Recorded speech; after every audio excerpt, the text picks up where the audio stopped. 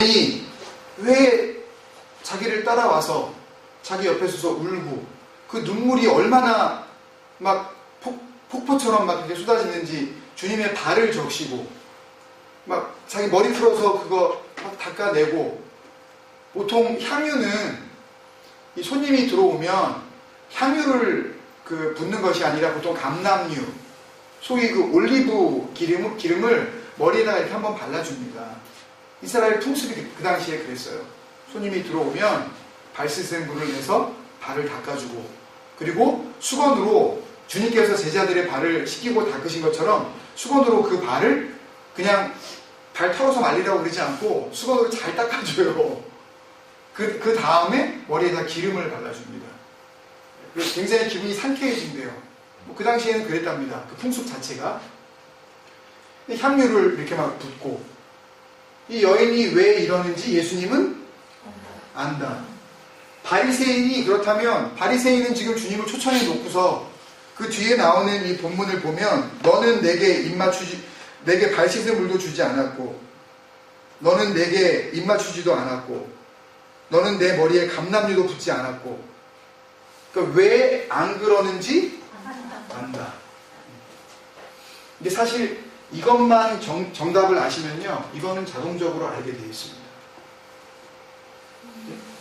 예수님이 이 여인이 왜 그러는지 안다라고 다 말씀하셨죠. 이거는 약간 콘돈스럽게 안다 모른다가 약간 뒤섞여 나왔지만, 이거는 잘 모르더라도 예수님이 이 여인이 왜 이러는지 안다. 뭘 아신 거예요? 이 여인의 마음을 아신 거죠.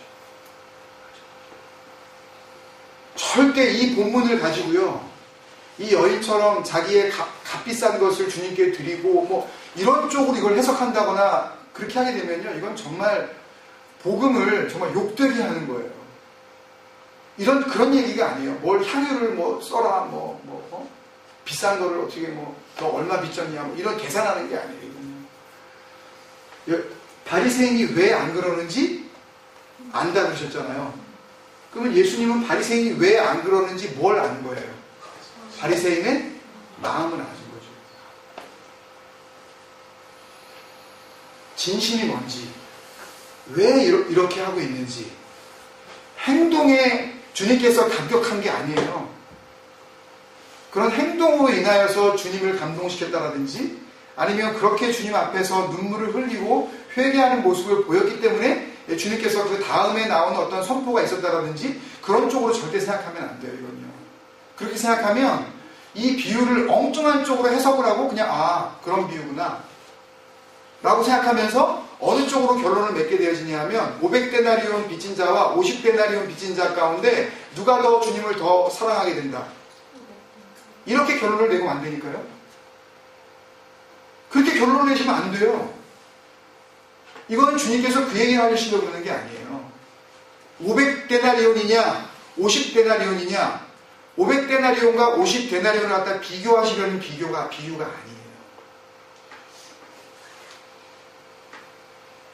잘 생각해 보십시오. 그 다음에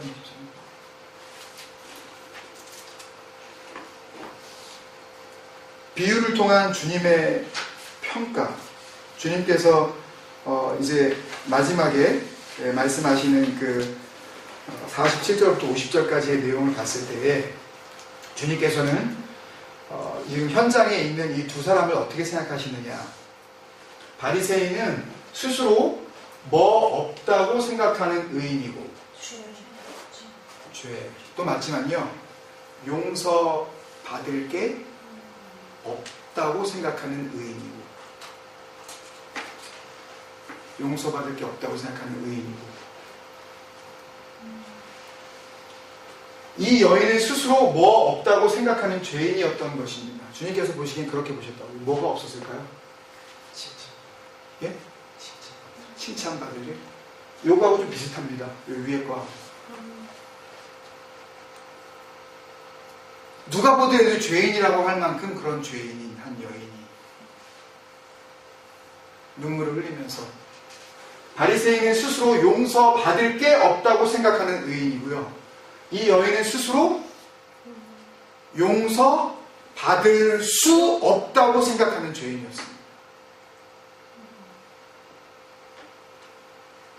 나는 주님 앞에 용서받을 수 없는 죄인입니다. 나는 용서받을만 합니다. 나는 50데나리온 정도니까 파시빌러티가 조금 있습니다. 내가 조금 더 어떻게 좀 노력을 하면 용서받을 수 있는 그런 가능성이 나에게는 있습니다가 아니라 나는 용서받을 길이 없습니다. 이 여인이 와서 울면서 주님 앞에서 그렇게 엎드린 것은 용서받으려고 온 게 아니라는 얘기예요. 제가 아까 말씀드렸죠. 말씀을 시작하기 전에 아무것도 계산하지 않아요.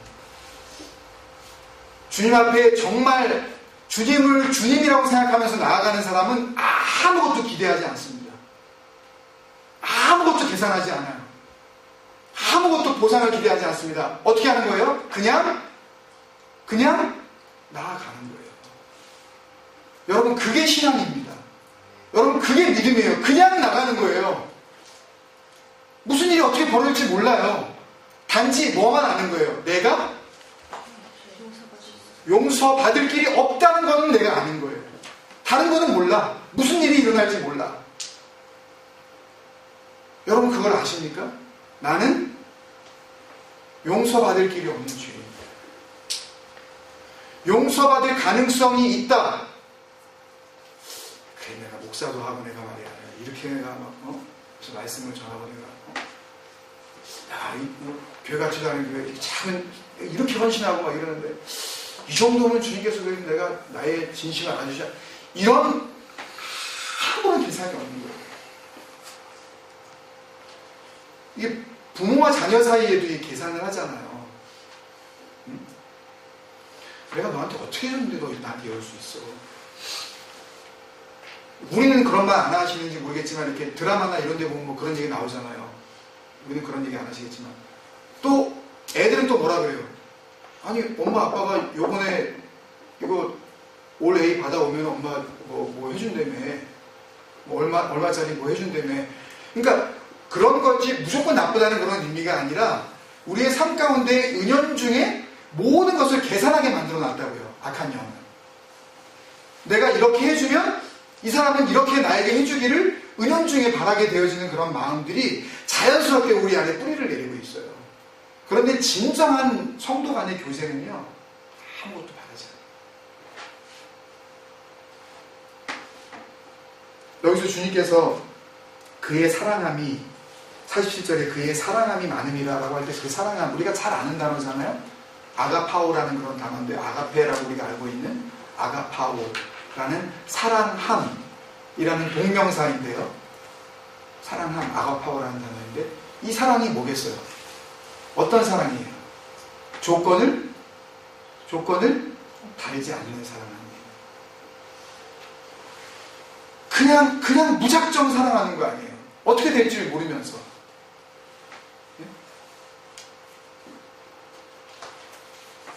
그 결론으로 이렇게 결론을 내려왔습니다. 주님은 여인의 행동을 주님에 대한 사랑이라고 보셨고, 행동 자체가 중요한 것이 아니라 그 모습 속에서 주님께서는 뭘 발견하신 거예요?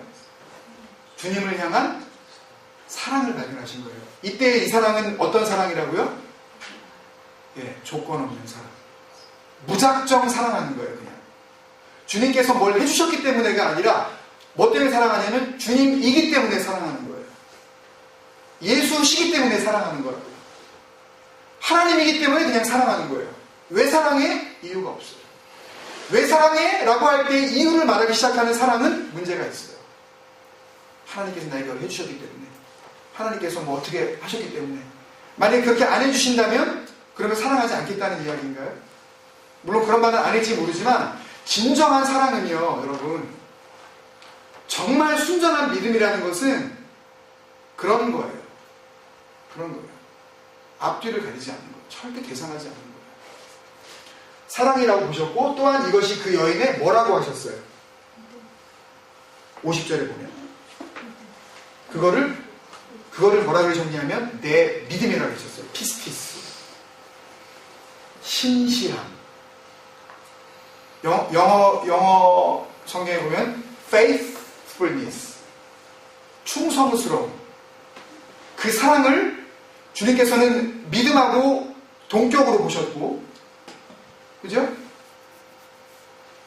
그 행동의 중심을 주님께서 보셨다면 그 여인이 와서 주님 앞에 울며 서 있는 그 일련의 모습들은 다른 말로 하면 예배예요.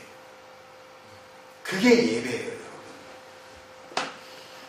그런 삶이에요, 예배는요. 주님께서는 그 예배를 받으신 거라고요.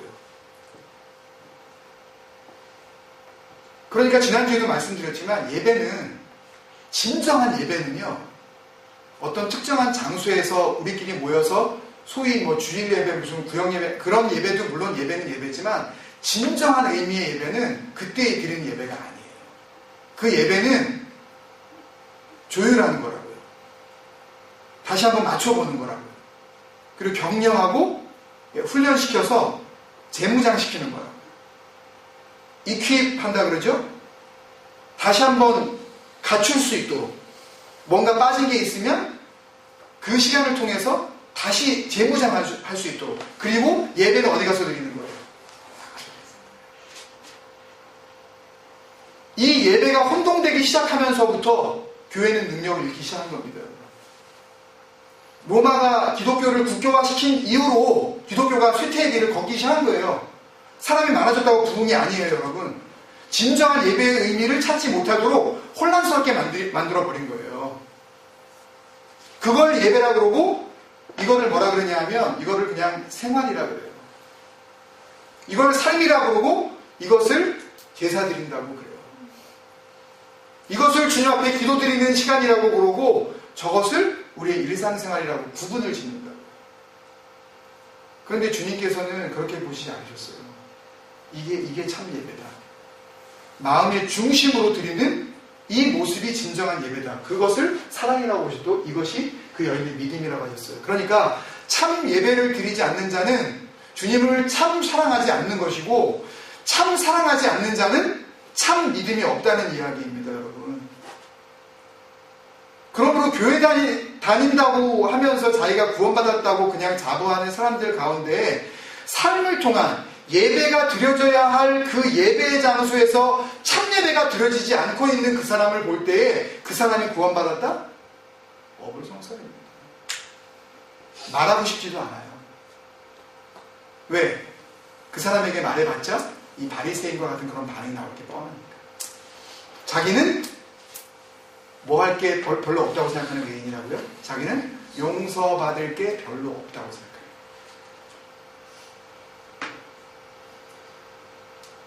그로 말미암아 뭐와 뭐를 얻게 된 것입니다. 주님께서 내 뭐를 받았느니라? 죄사함을 받았느니라. 그리고 내 믿음이 너를 어떻게 했다? 구원하셨습니다. 그 다음에 어떻게 해라? 평안히 가라 할 때 이 가라는요, 트래블입니다. walk through 이런 의미가 아니에요. journey의 의미입니다. 이제부터는 평안의 여행입니다. 내가 다시 오는 그날까지, 네가 내 앞에 서는 그날까지 너 인생의 모든 여행 가운데 무슨 능력을 붙잡고 살아라? 평안의 능력을 붙잡고 살아라. 여러분, 결국 참 예배는 참 사랑이고, 참 사랑은 참 믿음이며, 참 믿음은 진정한 죄사함이고, 진정한 죄사함이 진정한 구원을 가능하게 하는 것이고, 그 진정한 구원 가운데 살아가는 사람은 어떤 능력으로? 평안의 능력으로 주님 앞까지 삶의 여행을 해나가는 사람인 줄 믿습니다. 간절히 소망합니다. 이 비유를 통해서 주님께서 500데나리온 빚졌느냐? 그러면 저 여인이 500데나리온 빚진 것이냐? 그럼 너는 50데나리온 빚진 사람이냐? 라고 누군가에게 이 많고 적은 데나리온의 어떤 빚을 할당해주고 그것을 비교하시려는 말씀이 아니에요. 이 말씀은, 이 비유는 이 바리새인을 비웃는 비유입니다. 너는 50데나리온 받았다고 생각을 하고 너는 덜 사랑하냐? 저 여인은 500데나리온 받은 여자니까 더 사랑하는 것 같냐? 그런 이야기가 아니다. 이 비유는요, 오히려 이 비유를 통하여서 우리를 어떻게 하시려는 것이 아니라 정말 죄 없다고 생각하는 사람들을 향하여서 이 비유를 통해 너는 도대체 주님 앞에서 어떻게 살아가고 있느냐를 물으시는 질문이에요. 이 비유 안에 담긴 내용이 이 비유를 통해서 비교를 하시려는 것이 아니고 이 비유를 통해서 이 바리새인을 비웃으시려고 하신 거죠.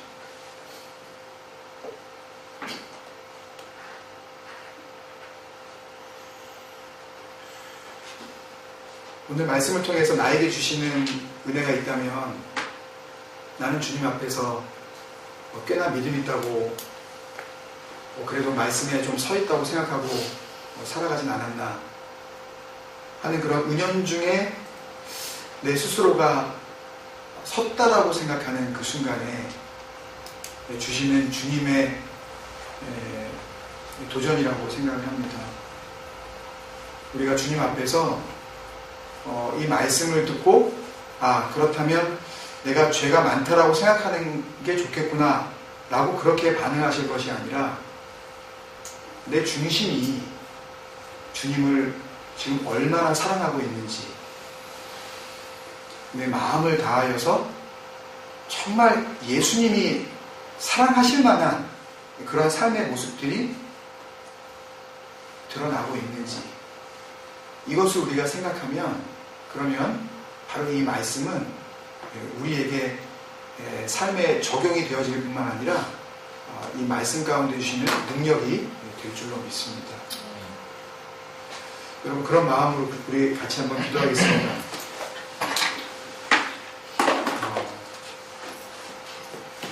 주님 앞에서 삶을 통한 예배가 우리의 진정한 사랑으로 그렇게 작동하게 하여 주옵소서. 주님을 사랑하면 그 사랑하는 그 마음이 삶의 예배 가운데 당연히 증거로 증명되어질 수밖에 없다는 거죠.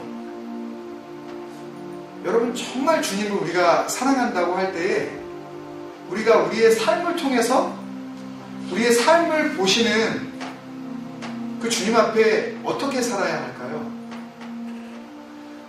내가 만약 주님을 사랑한다라고 말은 하면서도 예배로 드려져야 할 삶의 현장 가운데 온전한 삶의 모습이 그 사랑이라는 증거로 나타나지 않고 있다면 그렇다면 나는 주님 앞에서 지금 이 시간 비웃음을 당하고 있는 바리새인과 아무것도 차이가 없는 그런 위치에 서 있다는 것을 우리가 알아야 됩니다. 정말 그래요, 여러분. 무슨 소용이 있겠어요? 아무리 자기 열심을 다해서 바리새인들의 열심 대단하잖아요. 그런 열심으로 살아간다 한들 주님 앞에서 아무것도 인정받지 못하는 그런 종교 행위만 늘상 하고 있는 그런 삶이 되어지고 있다면 그렇다면 무슨 의미가 있겠어요? 하루하루가요. 여러분 우리 삶을 한번 돌아봅시다. 주님 앞에 우리의 삶을 정말 드러내놓고 우리의 모든 것을 다 보고 계시는 그 주님 앞에서 주님께서 정말 참 사람이라고 인정하지 못할 만한 그런 모든 삶들을 주님 정말 회개하고 싶습니다. 주님 앞에 다 내어놓고 그렇게 정말 이름 모를 죄인이라고 낙인 찍힌 이 여인이 하염없이 그렇게 눈물의 폭포수를 이룬 것처럼 눈물이 다는 아니지만 내가 주님 앞에서 통회하며 자복합니다. 우리 그런 마음으로 한번 기도했으면 좋겠습니다. 요한일서 우리 잘 아시는 말씀이잖아요. 1장 8절에 만일 우리가 죄 없다 하면 스스로 속이고 또 진리가 우리 속에 있지 아니할 것이요. 요한일서 1장 9절 우리가 너무 잘 아시는 거죠. 만일 우리가 우리 죄를 자백하면 저는 미쁘시고 의로우사 우리 죄를 사하시며 모든 불의에서 우리를 깨끗게 하실 것이요. 그리고 10절 마지막으로 이런 말씀을 하시죠. 만일 우리가 범죄하지 아니하였다 하면 하나님을 거짓말하는 자로 만드는 것이니, 그 다음에 말씀이 저에게 큰 은혜의 충격이 됩니다. 그의 말씀이 우리 속에 있지 않은 것이다. 여러분, 우리 안에 말씀이 없으면요, 내 스스로가 죄 없다고 생각을 한다고요. 결국 주님께서 보시기에 이 바리새인의 중심에는 뭐가 없었다? 말씀이 없었다. 자기는 말씀을 해석하고 바리새인으로서 말씀을 증거하고, 또 바리새인으로서 말씀을 다른 어떤 사람들보다 그렇게 연구하고 공부하는 위치에 있었지만, 그럼에도 불구하고 예수님께서 보시기에는 이 바리새인의 중심에는 말씀이 없었던 거예요. 우리 그런 마음을 같이 드렸으면 좋겠습니다. 우리의 삶을 주님 앞에 내어드리며 회개하며, 주님, 내 중심에 말씀이 서게 하여 주옵소서. 같이 고백하며 기도하겠습니다. 아버지 하나님,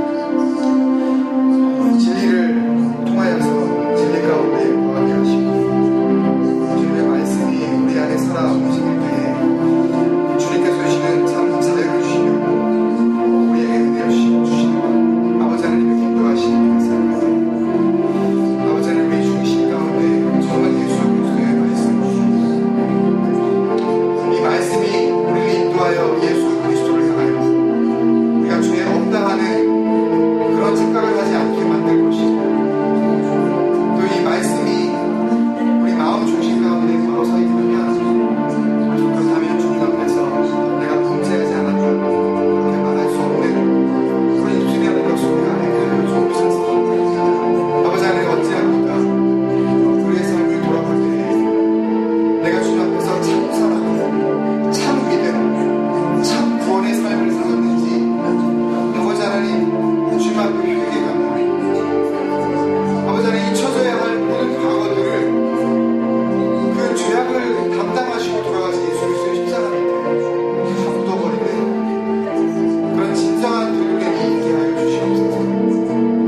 아버지 하나님, 비유를 통하여 바리새인에게 실책하시면서 말씀하시는 그 말씀이 무엇인지, 진정한 믿음이 무엇이며 진정한 죄사함이 무엇이고 예수 그리스도께서 보시는 참 구원의 능력이라는 것이 무엇인지, 아버지 하나님, 우리가 믿고 깨닫게 하여 주시옵소서. 눈이 열리게 하시고, 주님의 우리의 마음이 아버지 여인의 마음처럼 한없이 아버지 눈물로 주님 앞에 잠깐 달려 나아갈 수 있는 그런 조건 없는 사랑을, 아버지 사랑으로 주님 앞에 살아가게 하여 주시옵소서. 주님 은혜를 더하여 주옵소서.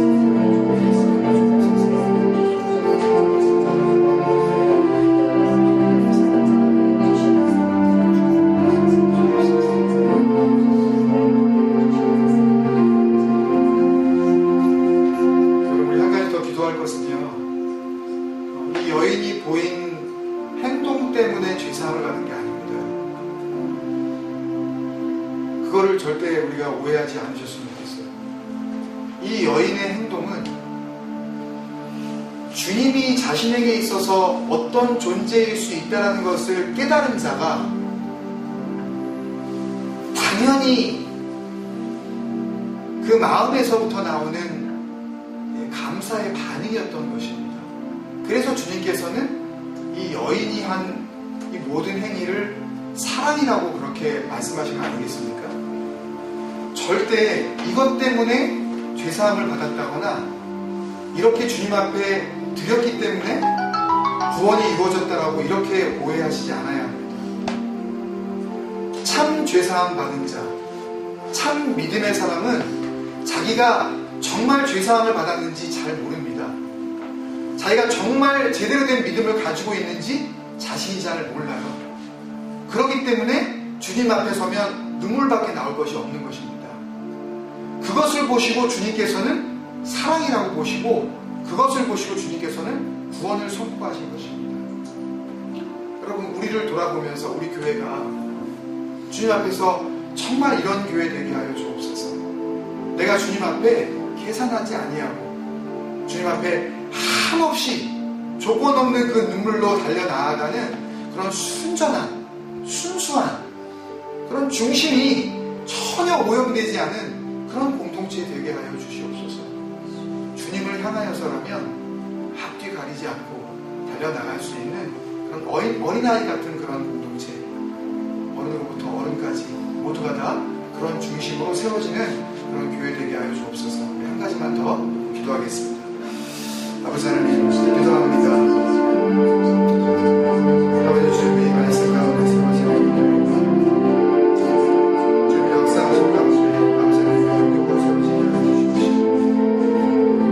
아버지 하나님, 구원을 받을 만한 하나님의 백성들이 모여 주님 앞에 예배하는 공동체라면 그 감사의 받는 그 사랑의 주님 앞에 드리지 않고서는 견딜 수 없는 아버지 그 뜨거운 말씀, 아버지 하나님 그 심령으로 아버지 우리가 인도함 받게 하여 주시옵소서. 그리하여 오염된 사랑, 오염된 감사, 잘못되어진 가슴의 뜨거움들이 이 공동체 안에서는 온전하게 회복이 되어지고 치료함을 받고 주님께서 참으로 기대하셨던 어린아이 같은 그 중심으로 교회가 세워지게 하여 주시옵소서. 주님 앞에서 아버지와 그러한 귀한 사랑의 능력으로 상황 가운데 주님 앞에 인도함을 받는 능력 있는 삶을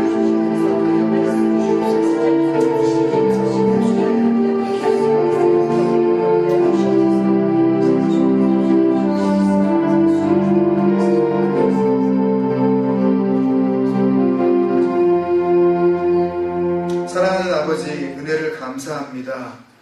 주님께서 비유를 통하여서 말씀하시고자 하시는 그 비유의 초점에 우리의 마음을 더욱 두게 하여 주시옵소서. 아버지 하나님, 내가 주님 앞에서 어떤 존재인지 우리는 잘 알지 못합니다.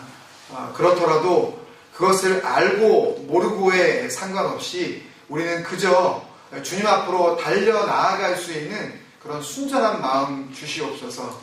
주님이시라면, 주님이 계신 곳이라면, 주님이 부르시는 곳이라면, 주님이 원하시는 삶이라면 얼마든지 주님 앞에서 우리의 마음에 토달지 아니하고 순전한 마음으로 순종할 수 있는 그런 의미 있는 삶들을 살아갈 수 있도록 주님 인도하여 주시옵소서.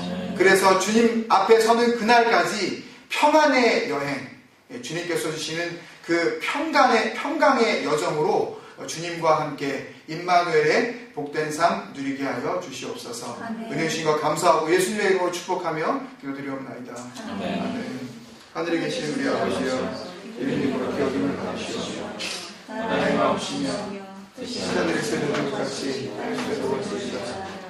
오늘날 우리에게 일용할 양식을 주옵시고 우리가 우리에게 죄 지은 자를 사하여 준 것 같이 우리의 죄를 사하여 주옵시고 우리를 시험에 들게 하지 마옵시고 다만 악에서 구하옵소서.